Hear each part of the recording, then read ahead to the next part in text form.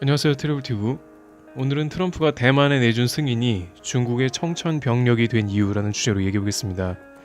현재 미국에서는 매우 주요한 이슈로서 대만에 관한 국방부와 트럼프의 암묵적 승인이 사실상 이뤄졌다고 합니다. 그런데 이 조치가 중국에 상당한 부담으로 다가올 것이라는 외신들의 보도가 있었습니다.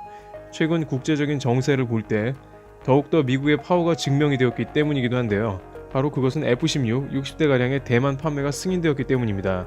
블룸버그에서는 미국 행정부에 F-16의 60대 이상 대만 판매건에 대한 공식 요청서를 요구했으며 대만이 그 요구대로 이번 달 중에 신청 절차를 마쳤다는 것입니다. 원래 대만은 F-35B를 강력하게 희망했으나 F-35B는 미국이 안전 동맹에게만 판매하는 스텔스 전투기이므로 혹시 대만 내 중국 스파이 등에게 전투기가 노출될 것을 우려해서 결국 F-16V로 판매가 승인된 것입니다. 하지만 이 F-16V 역시 F-35B보다 하위라고 하지만 만만치 않은 실력을 가지고 있는데요.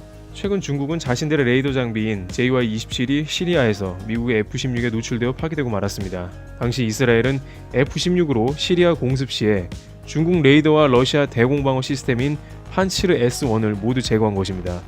중국의 주요한 방공망 중 하나라면 자신들의 JY-27과 러시아의 S-400 조합을 예로 들 수가 있는데 모두 미국의 F-16 앞에서는 힘을 쓸 수가 없다는 게 나온 거죠.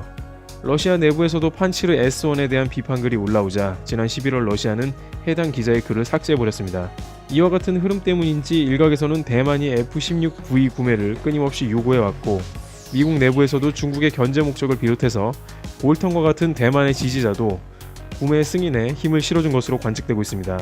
오바마 정부 때에는 중국을 과도하게 자극할 것이 우려되어 이것을 피했지만 트럼프 정부로 전환되고 상하원 등에서 중국을 국가 안보를 위협하는 세력으로 간주했고 연초에 있었던 시진핑 주석의 국가 연설 시에 대만의 무력 통일 불사 발언으로 인해 미국과 대만이 더욱 공고하게 관계를 다져나간 게 아니냐는 분석도 있습니다.